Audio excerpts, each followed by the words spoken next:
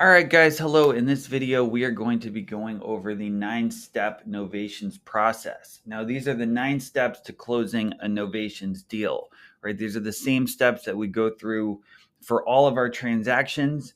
And, as a JV partner, right, if you're submitting deals to us, your only responsibility is for completing the first step, okay, which is qualifying the seller, getting leads, talking to sellers, qualifying the seller, qualifying the property, and setting up the callback. That being said, right, it's good for you to have an understanding of the entire process just for your own knowledge. And so when you are talking to sellers, right, you will also understand the process that they're going to go through. Okay. And like I said, it's important to have an understanding of the entire process and start with the end in mind, right? So by following along with this video, you will understand all the steps we go through from that initial conversation until the closing. All right, so the 9 steps are: number 1, qualifying the property and the seller. As I just mentioned, that is the job of JV partners, right? Qualifying the property, getting leads, talking to the seller, qualifying the seller, qualifying the property. We go over all of that in the discovery call modules. But we're going to qualify the seller on things like motivation, timeline to sell, their price, and then the property's condition, right? Repairs needed, and occupancy, and so on.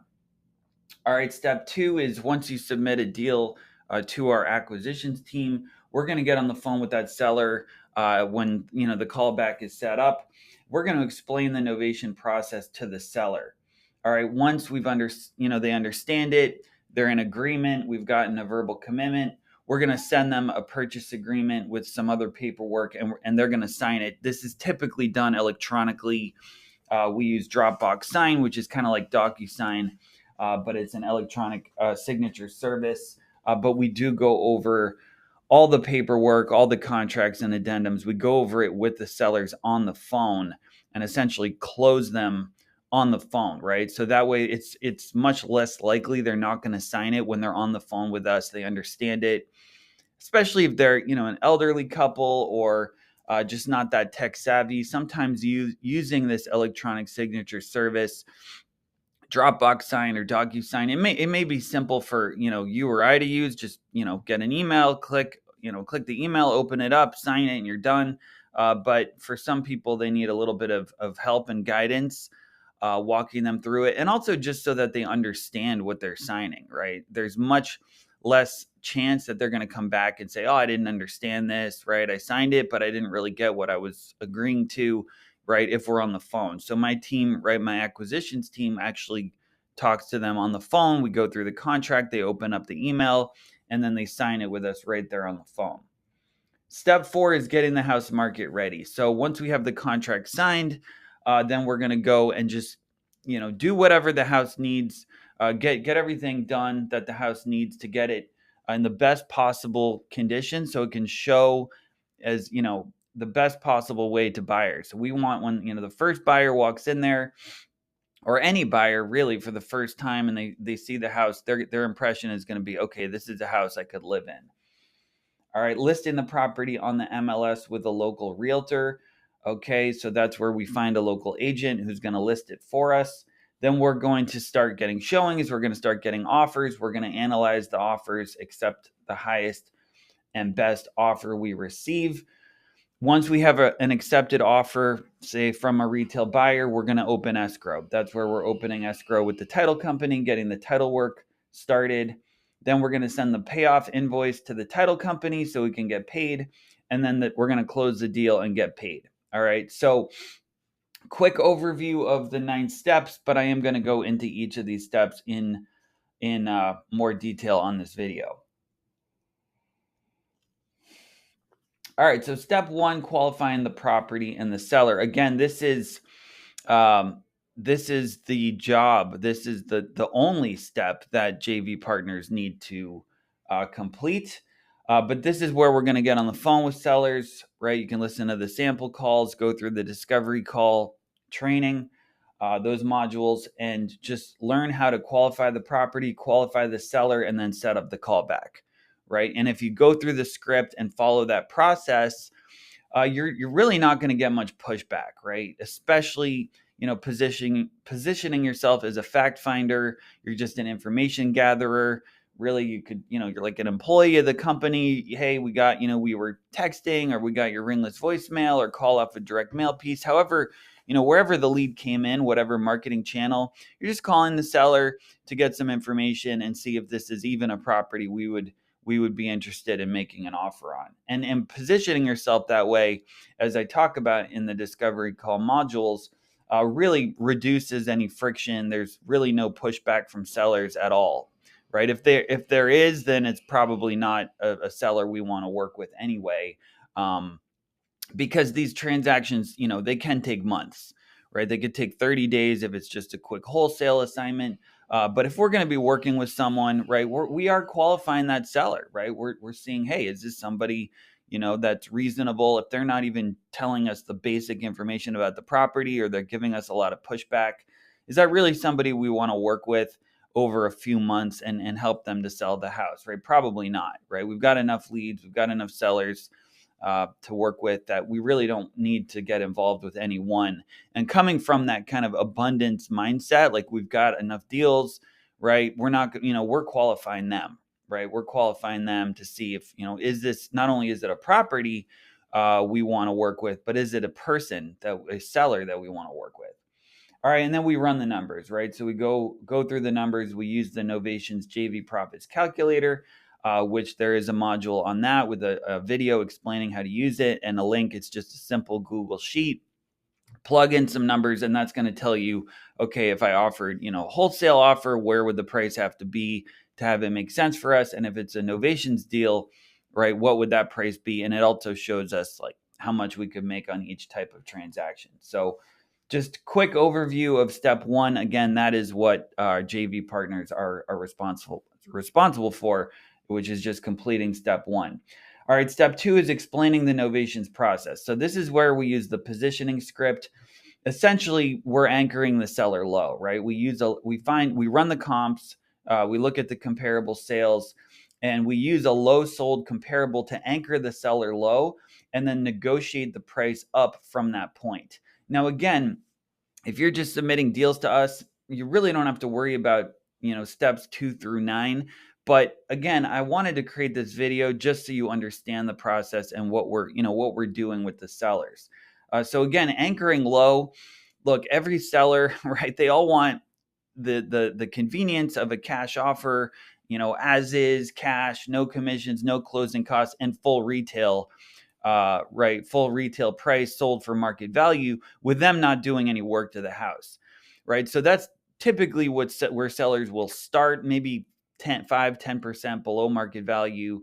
But when we use a low sold comparable, we can say, hey, like, look, this house sold, 2 blocks over, same size, same bed bath count, built the same year or within a year or two, and it sold for this much, right? This is what properties are selling for in that area, because sellers don't know, right? They're not able to, they may look at Zillow and see the Zillow estimate, but Zillow's close, maybe within 5%, 10% of market value, right? Like the after repair value.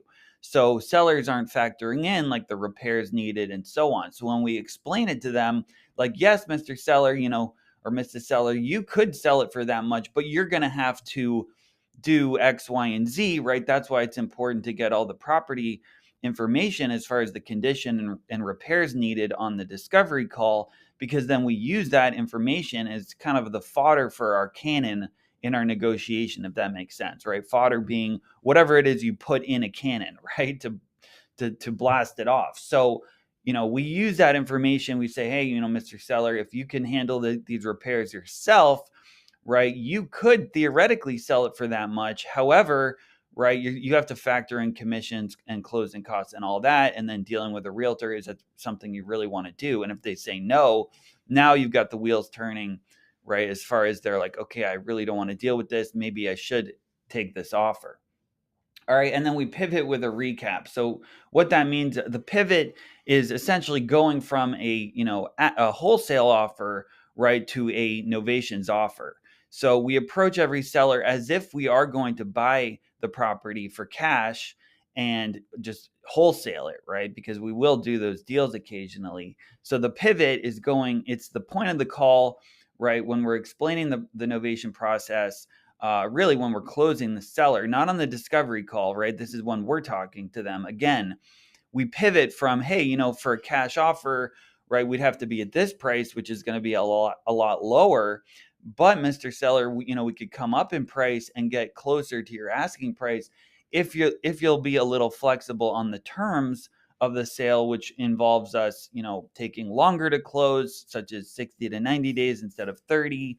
We're going to do some work on the house and we're going to list it, right? But that goes to the kind of sub point here, which is 100% clarity and transparency.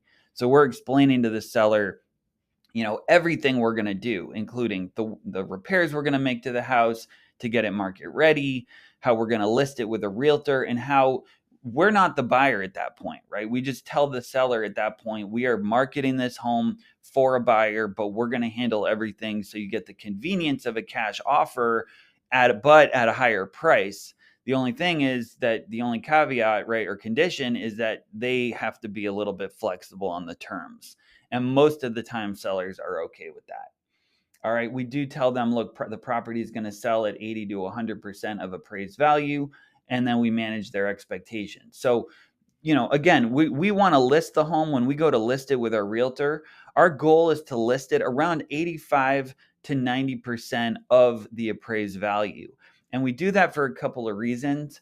The first is, right, when we list a property, let's say it's for a round number, it's worth 100, we put it on the market for 85, right? 85,000 or 84,900. What's going to happen is when that property hits the MLS, all of those agents who are working with buyers are going to see it. A lot of them get notifications when there's a new listing. They can set up like saved searches where they get emails every morning with new listings, or they'll just go on the MLS, search in the area where the property is located, and they're going to see it and they're going to say, this looks like a good deal, right? I should let my buyers know about that. Once we get, especially the past few years, even now, there's only about a 3-month supply of homes on the market. There's about a need for about 7 million homes, right? We're short about 7 million homes across the United States. So I can talk further about that. During COVID, there were supply chain issues and building materials got a lot more expensive. Basically, there weren't as many housing starts, which means not as many homes were being built. And you may have heard, like on CNBC, they're always talking about housing starts and the housing market. Basically, a housing start is when they start building a home, right? So how many homes are being built? What's happened is because the population growth has continued, right? People are still being born, they still need housing, but builders aren't building homes. You get a housing shortage. So that, combined with the fact that interest rates have gone up so much, a lot of homeowners are kind of, I call them like your golden handcuffs, right? They get stuck in this house, right? They bought a house before, say, 2022 or 2021 when interest rates started going up. So they have a sub 3% interest rate. Their interest rate may be, 2.5, 2.9%. If they're going to sell that house and buy a new one, now they're looking at a 6-7% plus interest rate. So it's not really feasible. It's not realistic. So people are kind of sitting put. They're staying put, right? They're staying in their house, which means they're not listing it. They're not selling it. So about a three-month supply of homes on the market, it's still a seller's market, right? Where a healthy market is about a 6-month supply. That's a balanced market, right? Which means homes will sell within about 6 months of being listed. But 90 days, 3 months or less, it's still a seller's market. So by listing the home at 85% of the appraised value or market value, you get more interest from buyers. And then sometimes we can create a bidding war. And we're going to get into that in the on the slide about accepting the highest and best offer. But a lot of times we can get multiple offers and kind of bid up the buyers against each other and then accept the highest and best offer. All right. And then while we're explaining the novation process, we also manage expectations. Okay. So we're going to look at we're going to talk about getting pictures, getting access to the property. If it's vacant, especially, we'll want to put a lockbox on it. But we've even put lockboxes on properties that are owner occupied. All right, so that's just getting pictures, getting access. Then we're going to get the property market ready. So we're going to explain about how, a lot of times homes just need to be cleaned out. We'll just get, a trash out company. They're going to come in there, get a bunch of the stuff the seller can't deal with or move out themselves, and then just have the house cleaned and maybe a coat of paint. It's amazing how much better a home will show to buyers just by moving the stuff out, right? And if it's an older lady, like she's 80 years old, she can't be moving furniture and stuff. So we're going to go in there and help her to move some of that stuff out. All right, step 3 is signing the paperwork, right? This is where we sign the purchase contract package. Again, we do this over the phone, right? So we don't send an offer to a seller until we know they're at a computer, they can read it, they can review it with us, and all the decision makers are there. So anyone on the title or anyone involved in the decision or the sale of the property is going to be there and is able to be on the phone. All right, so in the purchase contract package, we just have the purchase agreement, an appendix, which basically says the seller understands they're selling it, right? They weren't under the influence of any drugs or alcohol. Like, they understand what they're doing. They're thinking clearly, which is designed just to prevent them from coming back and saying, like, I didn't understand this, right? Then the attorney in fact, right? That's also known as an authorization. That's the short phrase, the short term. The longer term is the authorization to sign listing contracts and addendums. And then just a blanket authorization. This allows the title company to send us a settlement statement so we can calculate our fee.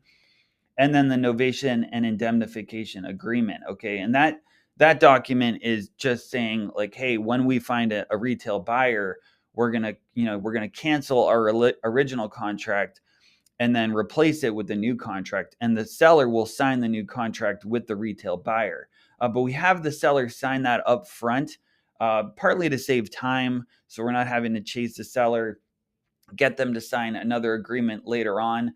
But it also is helpful because, from the initial conversation, right, or when we're closing them, right, really the second conversation with the seller, but the first one that our acquisitions team is having with the seller, right? They already are understanding, like, okay, this is a novation, right? Like, we're going to find a buyer and we're going to cancel this contract and replace it with a new one before the closing. All right, then we're going to get the house market ready. We do an initial walkthrough inspection. This is typically done by a realtor. It can also be done by a contractor. But typically we have our agent go out there. They just do a quick walkthrough. They'll take some pictures. They're going to give us an estimate of repairs, right? And if it's a good agent, they'll be able to estimate this pretty close, estimate the repairs pretty close to what it needs, right? They're going to be able to say, like, okay, the windows need to be painted and it needs to be cleaned, and there's something with the roof, you need to fix something or paint something, right? And they'll take some pictures, and they can take great pictures, right? We've had agents send us 50, 100 pictures on a house and really give us a good idea of what the house needs. Then we'll actually get a contractor out there. We'll have a contractor go to the property. Sometimes the contractor will even meet with the realtor and have both of them go through the house. Whether the seller is there or not doesn't really matter, but it is better if the seller isn't there. For example, the house is vacant on a lockbox. The contractor can just go out there whenever they want, right? They can meet the realtor. We don't have to set up a time with the seller. That goes back to managing expectations about access, putting the house on a lockbox. Contractor's going to go out there. He's going to say, okay, this house needs, $3,000, $5,000 to get it fixed up based on what he sees and what the realtor has told us. But again, we like to have the realtor go through first, because then we have a general idea of what the house needs. So when we talk to a contractor, if we call that contractor the first time and he's like, okay, well, what does the house need? And we're like, well, we don't know really. We're not in the market. We don't really know. First of all, that's making it seem like we're just not very knowledgeable, like we don't really know what's going on. It also could put us in a position to potentially be taken advantage of by the contractor, because he could go in there and tell us there's a lot more that the house needs than what it actually needs to just get ready to be shown well to buyers. So that's why we have a realtor go out first. They're going to take some pictures and give us their estimate of repairs. Then we'll call a contractor, and with that knowledge, explain to the contractor what the house needs, what we're looking for, and then they will give us a quote based on that. Now, sometimes the contractor will come up with a few other things that the house needs, but we're just going to, take that information as it comes, right? On a case by case basis, we just analyze, okay, this is what the realtor said, cross-reference it, compare it to what the contractor said, and that'll give us a pretty good idea of what the house needs. Then the contractor starts the work is completed, ideally within 5 to 10 days, right? So we're looking for houses that, it's not going to take us a month to do the work on it. The less time, the better. But once the work is done, um, you know, it's ready to get listed, right? It's ready to have some new pictures taken. So we'll get some new pictures taken either by the realtor again, or we'll send out a professional photographer, especially on nicer homes. We may have, a walkthrough video or just some professional pictures taken, which makes a big difference for the listing. So it really depends on the realtor. If they're good at, taking pictures, they know what we need for the listing on the MLS.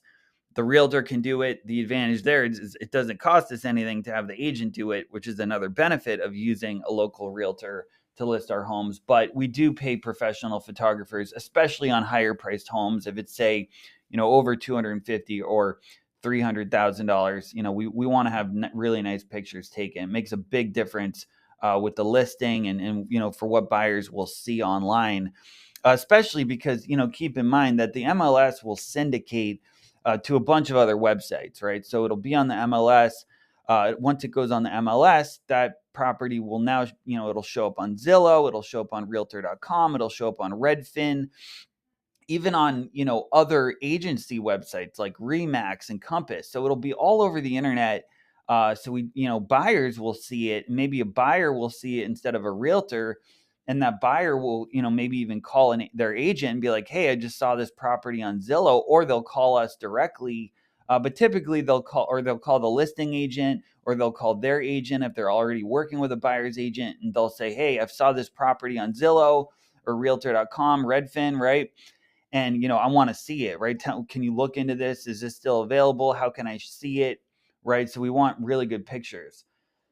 The last thing I'd mention here is as far as, ideally within 5 to 10 days, we have a rule in our office, which we call it the 5x5 rule. So really we're looking for homes that need $5,000 of repairs or less, and that can be completed within 5 days. So that's just kind of a good rule of thumb, something to keep in mind when you're talking to sellers and they say, hey, my house needs a new roof, for example, right? The roof is caved in the garage. All right, that's going to be more than $5,000. That's going to take more than 5 days. But if they say like, well, the house is in good shape, it doesn't need anything major, it just needs some general updating. It was built in the 60s or 70s. I've done some work to it, but there's nothing really major that it needs. Okay, that's a house we can probably get in there, and for less than $5,000, have it cleaned out, have it painted, and maybe fix a few things in the house, put in some new appliances, and that can be done, within 5 days, ideally within 5 to 10 days. So very quickly, we're having the work done, we're having the pictures taken, and then we're getting it listed, which is step 5, right? The next step is actually listing the property on the MLS. So we want to find a realtor. We're going to find an agent. Again, going back to step 4, right? I could have put, finding a realtor as part of step 4. But what we've found is a lot of times when we're doing multiple transactions, multiple deals in a market, we'll already have a realtor. They will have worked with us before. They understand our process. And then we can just call them and say, hey, we've got this, potential deal. Can you go out and take a look at it? But if we haven't found an agent, if we don't have an agent yet, we're going to find a realtor.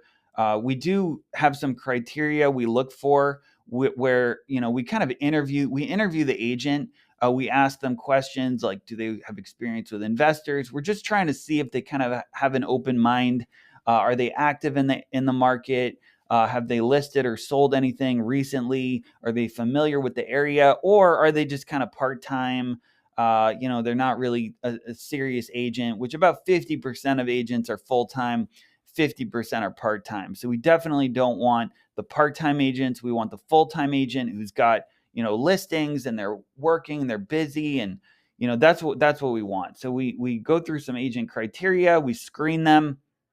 I kind of already talked about this. We have a call with them. We're not going to go into that much information about the property or our process before we screen them. So we typically don't, when we talk to an agent the first time, we're not going to just go into this whole spiel or pitch about, we'll give them the address and, giving them the address and telling them about the novation and all of that. We're going to ask them, 3, 4, 5, 6 questions to find out, first of all, is this someone we would even want to work with? Similar to where we're qualifying the property and the seller, we also qualify the agents. All right, once we've found someone, they look good, we've talked to them, we've screened them, they've got some good reviews, they're clearly active in the market. Then we give them the address, and then we explain the novation process. At this point, as long as they're okay with it, we can move forward. But if they have a lot of questions or like, I'm not sure about that, I need to talk to my broker, yeah, we will offer like, okay, we'd be happy to talk to your broker about this if they have any questions. But we really want the agent who's like, yeah, that makes sense. We want someone hungry, who's open-minded, has experience with investors. Maybe they have some investor clients and they'll just be like, that makes sense, I'm familiar with that. Or maybe they're not familiar with it, but they're like, that I understand at least, right? And they don't give us a lot of pushback. So once we explain the novation process, let's say, the agent goes out there, they look at the house, they're like, okay, it needs, $5,000 of work or less, right? Maybe they refer us to a contractor or we have one already. We're going to sign the listing agreement and the disclosures. So one thing we do, which is kind of a little hack or trick, is we do something called a coming soon listing. And with that, let's say the house needs $5,000 of repairs. It's going to take about a week to fix it up, to get it ready for market. We'll actually have the agent list it as a coming soon listing, but we won't include any interior pictures. So we'll just put a picture of the outside, maybe, a few pictures of the outside of the house, and that's it. And then what will happen is buyers who are looking in that market, if they see that this listing is coming soon, they may even hold off on making any offers on another house until this one hits the market. The only caveat or the only thing about that is you can only do a coming soon listing for up to 45 days. Now that depends on the MLS, but it's, usually within 30 to 45 days, the house has to go active. So you just have to make sure, right? We make sure that we can actually get the house market ready within 45 days. Now, that being said, we really are trying to get houses where we can get the work done within 5 days, right? About a week. So 45 days is usually more than enough time. But the agent will send us the listing agreement. The listing agreement we will actually sign, right? So we have with the attorney in fact, which is the authorization to sign the listing agreement and contracts and addendums.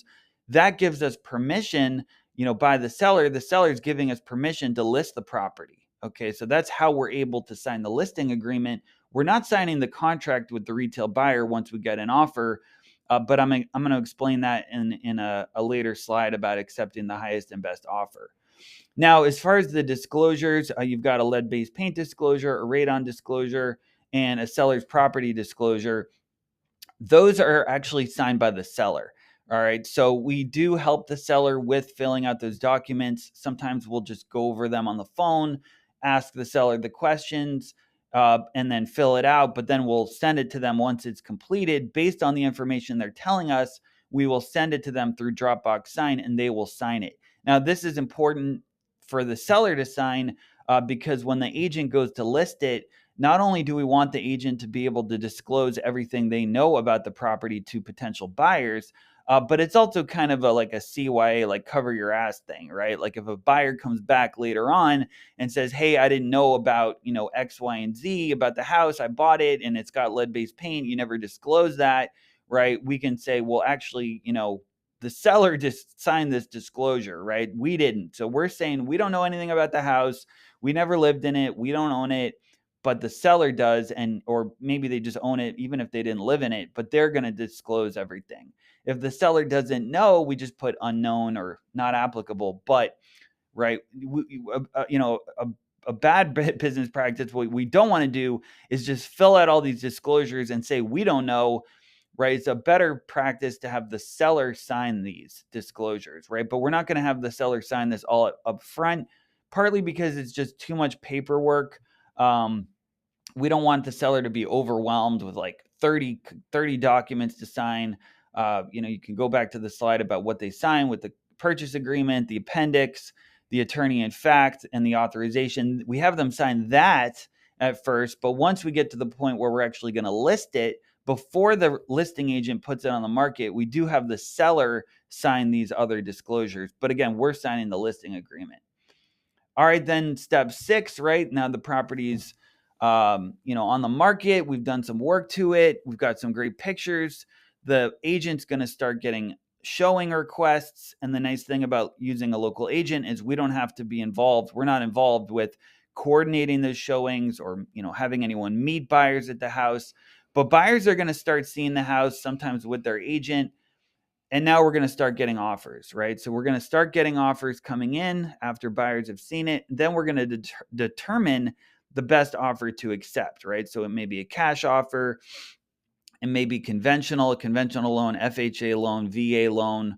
If there are any contingencies, repairs, earnest money, deposit amount, concessions, appraisal, all of this stuff is negotiable, right? Everything in real estate is negotiable. So sometimes, right, it's a little nuanced, right? Because you've got the price and the terms. Those are the two things that make up an offer. So sometimes, right, we may get an offer that's a higher price, but it's just got a lot of contingencies. It's got a lot of credits, right, that we have to give the buyer.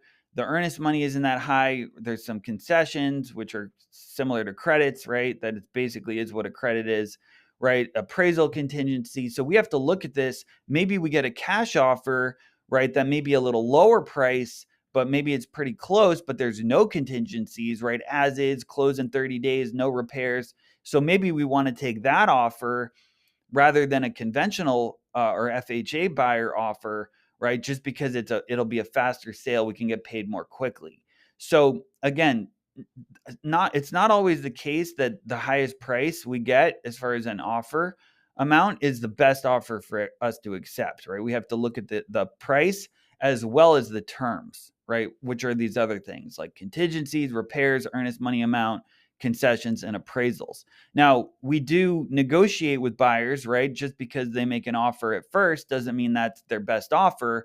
So those offers are negotiable, right? If we get an offer, let's say the earnest money is too low or there's too many concessions or the price is too low, we can always counter that offer and say, okay, Mr. Buyer's agent or Mr. Buyer, we appreciate your offer, but for this to make sense for us, this is the price and these are the terms that we're going to accept. And then that buyer or that buyer's agent are going to look at that, talk about it, and then come back and either accept it or come back with maybe a little better offer than the initial one.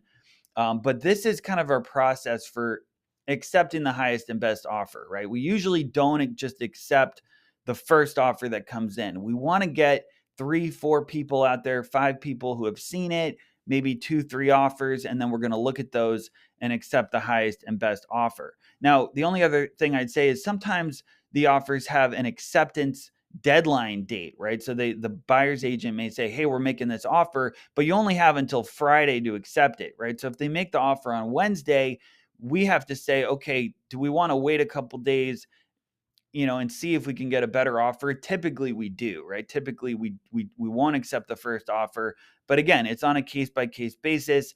It's a little more nuanced, right? It's not that cut and dry, like yes, accept the offer or not.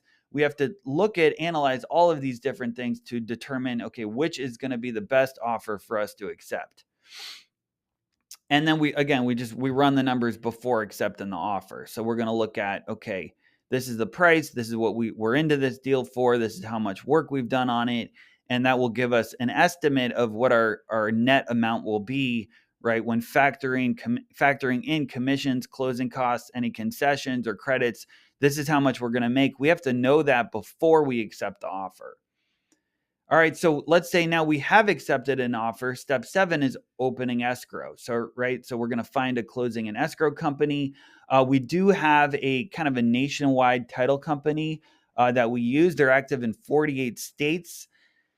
And they do, they will close novations, right? So that is a benefit to us. They may not have an office. Typically, they don't have an office local to the property, but the closing can be done remotely. But if for any reason, we don't want to use our nationwide title company, we will find a local title company or, a closing attorney, real estate attorney who can close this deal for us. And then we send in the retail purchase contract. This is the contract that the seller has signed with the new buyer. We will explain the novation process to the title company from our initial conversation with them, just to make sure they understand the process, that they're okay with it, they know how we're getting paid, and so on. Then we're going to send in the blanket authorization form. Again, this form was signed by the seller when they sign the purchase agreement package. It basically just lets the title company talk to us about the transaction and send us the settlement statement, right? So if you think about it, right, if we have a buyer and that buyer has a buyer's agent, and then there's a listing agent, and then there's a seller, and then we've canceled our original contract with the seller by way of the novation and indemnification agreement.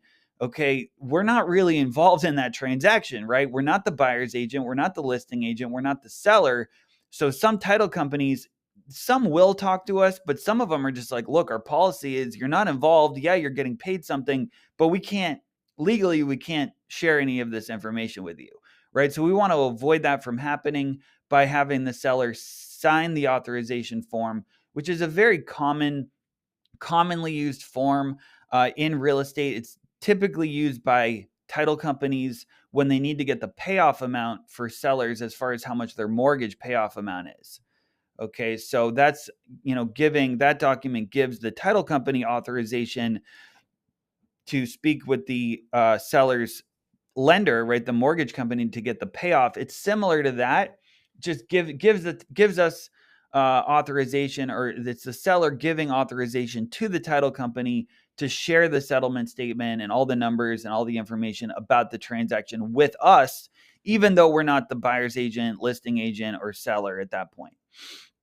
And we introduce ourselves as a novation manager, right? So we're positioning ourselves as basically we're just we're helping the seller to manage this process, and as the novation manager. All right, and that typically, it's just positioning ourselves as a professional, that we're knowledgeable, that we're experienced, that we've done a lot of these deals. It's not a big deal that we're doing this, we're getting paid this way, we've done a ton of deals, and we're just helping to manage this for the seller. All right, once the purchase agreement and authorization have been sent in to the title company, then we want to confirm that the buyer's earnest money deposit has been sent. Now, this is an important step that some people skip, but what we found is sometimes, right, let's say you have an earnest money deposit amount of $5,000, but it'll say in the contract, in the purchase contract that the buyer signs with the seller directly, it'll say that earnest money needs to be deposited by the following business day, right? So if it's 5 o'clock on the next business day, that buyer hasn't sent in the deposit, we need to be calling that buyer's agent, or listing agent rather, and say, hey, we just talked to the title company, buyer hasn't sent the deposit in, what's going on? Sometimes buyers forget. Sometimes, they may not have had like any malicious intent or anything like that. They really do want to buy the house, but sometimes they forget, their agent doesn't remind them. So we just give the listing agent a gentle reminder like, hey, we noticed the buyer hasn't sent in the deposit. Can you just follow up with the buyer's agent or the buyer directly about this? Or about the deposit, right? Because especially if it's a cash buyer and we've sold them a bunch of deals before, we know they're going to close, it's not as big a deal. We still want the buyer to send in the deposit. But if it's a new buyer, we don't know them, we've never spoken to them, we just want to make sure they have a little skin in the game. They're serious about the house. They're going to put up the deposit. They're going to, follow through with the terms of this purchase contract and actually close on the house, right? We don't want some flaky buyer who's going to back out at the last minute, right? We want someone who's, has at least a deposit put in with the title company in an amount that's going to be hard to walk away from, right? So not just like $300, $500. We want a larger deposit amount. where the buyer, if they have to, if they're like, oh, we want to cancel, well, that's going to hurt, right? They don't want to lose that much of a deposit, right? That's going to make them more likely to want to close on it. And then we confirm the title work has been ordered. Okay. This can also just be a simple email or just a quick phone call to find out, who's the escrow agent and have they ordered the title work, because, we want to sell the house within 30 days of listing it, but then we want to close as soon as possible, right? Typically within an additional 30 days. So within 60 days, the whole transaction should be done. What we found, especially if it's a smaller title company in a smaller town, they may work a little slower. They may forget about it. They may be busy. They may be unorganized, right? So we just want to, again, a gentle reminder, just a polite little, hey, just wanted to make sure, did you get the title work ordered? They're going to say yes, or they may say, oh, let me check. Actually, no, it hasn't been yet, but I'll make sure it has been by tomorrow, right? If they say that, then we would follow up with them the next day and confirm with them again, right? Because we just want to make sure that they've got the title searches ordered, the title search, lien search, they're on it, they're working on it. And a lot of times, they will have, but we still want to confirm that and verify that with the title company. And we also use a transaction coordinator, right? So we have someone in-house who helps us with this on the disposition side. We also occasionally will use an entirely separate company that will handle these tasks, right? Because even when we have a house sold to a retail buyer, let's say, there are still quite a few tasks that need to be completed between the time the contract signed with the end buyer, right, the retail buyer, and the closing. So if you multiply that by 20, 30, 40, 50 transactions, that is quite a bit of work. So a transaction coordinator and an outside company, if it's a company we don't own and we're not affiliated with, they might charge like $500-$600, right? But it's worth it for us to pay that. We usually don't have to pay it until the closing, but they help with a lot of these tasks. So that kind of helps us to streamline the process. All right, then step 8, sending the payoff invoice, right? This is when we're going to request the settlement statement from the title company. Let's say, it's a retail buyer. They're getting a conventional loan. The loan's been approved, right? They've got the approval letter from their lender, and we're ready to close, right? We've got a closing date scheduled that's a few days away. Now we need the settlement statement, because that's how we're going to calculate our fee, right? So then we're going to send the novation payoff invoice and our wire instructions, right? So to calculate our payoff amount, right, the invoice we send to the title company is calculated essentially by taking the price that the retail buyer pays, then subtracting any commissions, closing costs, or buyer credits or concessions off, from that amount, from the amount the buyer's paying, then subtracting how much the net amount is to the seller. That amount is our fee. So just to use kind of round numbers as an example, let's say the buyer offers $100,000, right? You've got $20,000 in closing costs, or let's say $10,000 in closing costs and commissions. So now you're down to 90. Your buy price with the seller is 30, right? So our payoff, let's say our net amount to the seller is 60. Then our payoff invoice would be for 30, right? So just 100, again, 100, that's what the retail buyer is paying, minus 10,000 in commissions and closing costs. That gives you 90. 90 minus the net amount to the seller, let's say it's 60, that'll give us a payoff amount of 30. Now you may be saying like, wow, you're making $30,000 on a $100,000 house. Well, yes, okay, we have made that much. We've made a lot more than that. We had one where the house sold for 60, and it sold for approximately 60,000. We made approximately 20, right? We've had one where the house sold for 150,000, and our payoff amount was for 65,000, approximately, right? Those aren't exact numbers, but again, as long as the seller is okay with the amount that they're getting, right, the amount that we're making is irrelevant. It should be irrelevant to the buyer, title company, buyer's agent, listing agent. But again, that's why we qualify or screen the listing agent, and we talk to also the title company to make sure they understand how we're getting paid. So they're not going to come back later on and say, hey, you shouldn't be making this much. This money should be going to the seller or something like that, right? They should understand. They need to understand from the beginning of the transaction how we're getting paid, right? Because it's not that clear. It's not that cut and dry. Again, maybe we've done some work to the house. We've solved the seller's problems. So, we deserve that money. That's what we're making. And this is how we send the payoff invoice, right? We have to request a settlement statement, then we draft up that payoff invoice and then send it to the title company with the wire instructions. Now, I also have a quick module about the wire instructions, which you can see. Um, I believe it's in the resources and tools. It may be, I can't remember exactly which module it's in, but if you go a little later on in this course, you can see there is a module about sending wire instructions.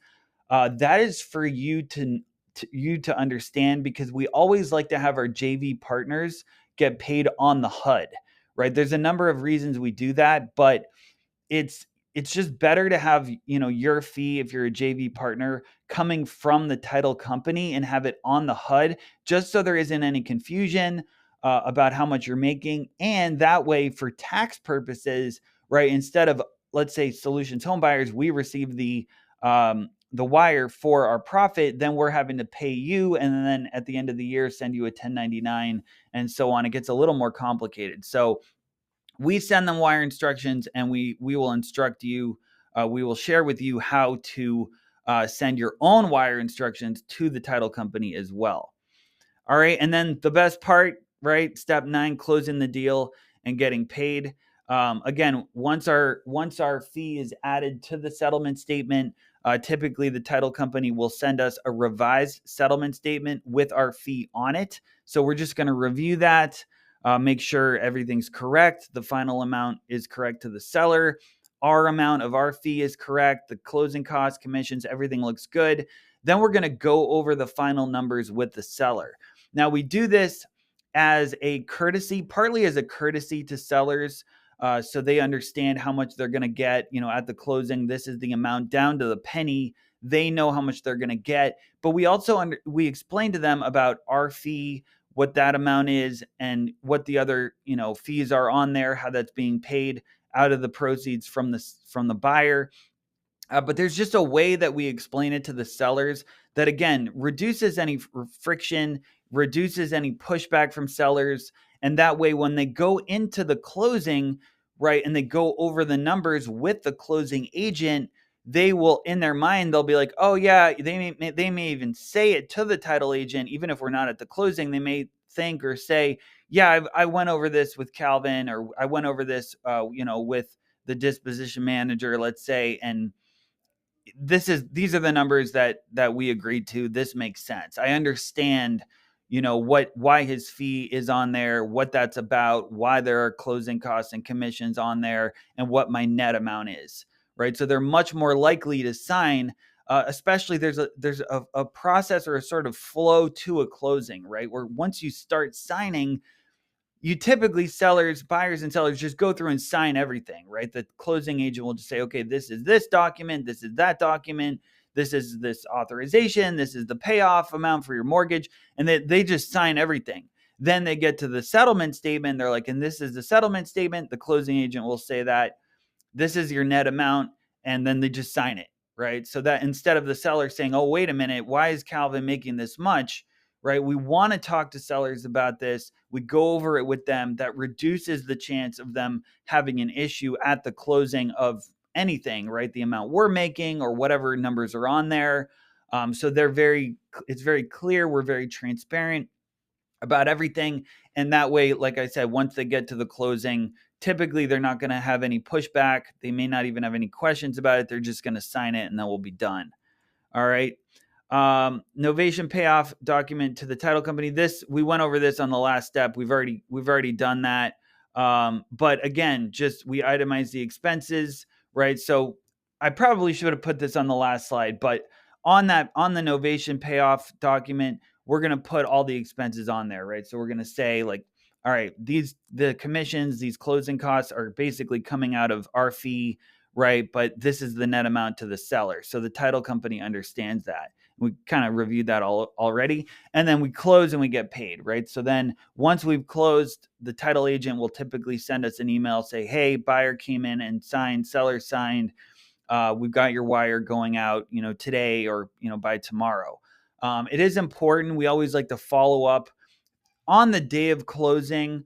We typically will call the seller, just make sure they have an appointment scheduled. If they're going into the title company, they know where to go. They know to bring their driver's license or some kind of ID, because the title company will ask for that, to make a copy of it. We'll also just give a quick call to the listing agent, say, hey, when's your buyer gonna sign? When do they expect to have the funds sent in? And just stay involved, right? Especially on the closing day. We don't just sit back and wait for everything to happen.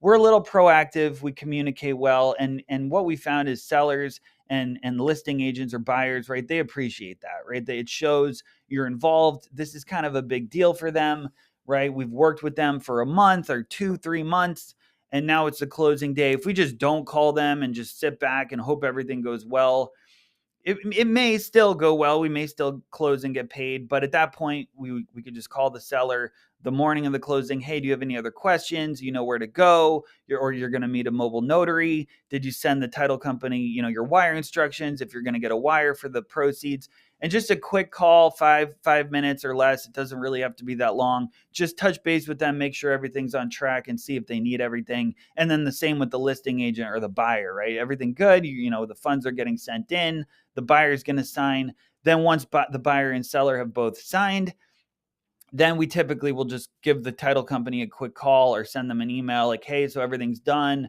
Are you good to send out the wire for our fee for the novation payoff? If they say yes, great.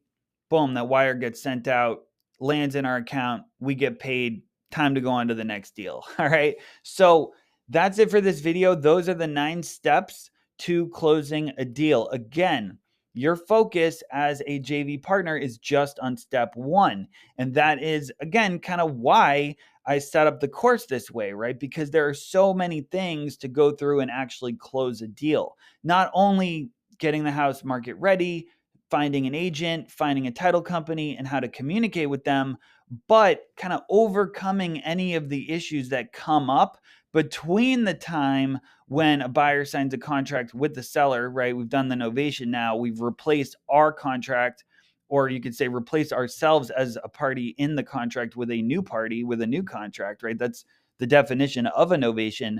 But a lot of times things will come up, right? Maybe the appraisal comes in a little low, or the buyer does an inspection and says, hey, I need a credit for $1,000 for, whatever the house needs. Overcoming those issues is a big part of closing deals. So again, this course is designed to just get you started, getting leads, getting on the phone with sellers, going through the discovery call script, submitting deals to us, and then we handle steps 2 through 9. We do everything else, and you still get paid, right, from the closing. So those are the 9 steps. Again, just a high-level overview of the entire process, so you see how we've really got this dialed in. We've been doing this for years, and we have all of these steps just really dialed in, especially when we're in a market where we already have an agent, we already have a contractor, and we already have a title company or a closing attorney that really streamlines the process, right? We've got our transaction coordinator helping us. So we're really just focused on, putting more deals in the pipeline, getting homes market ready, getting them listed, and then working with the listing agent to, accept the offer, right? Reviewing the highest and best offer, running the numbers, and then working with the title company, getting them the payoff amount, reviewing the settlement statement, setting up the closing, and then closing the deal and getting paid. All right, so just a quick high-level overview of the 9 steps to closing. That for closing all of our novation deals. All of our deals go through all of these steps, right? Even when it's just an assignment, right? If it's an assignment, we're wholesaling it, we're still going to follow all of these steps. The only difference would be, we wouldn't use the novation payoff. We would just send the title company the assignment of contract, but we still want to follow all of these steps throughout the process to close our novation deals or our transactions. So if you have any questions about this, please let me know. Otherwise, I will see you on the next video.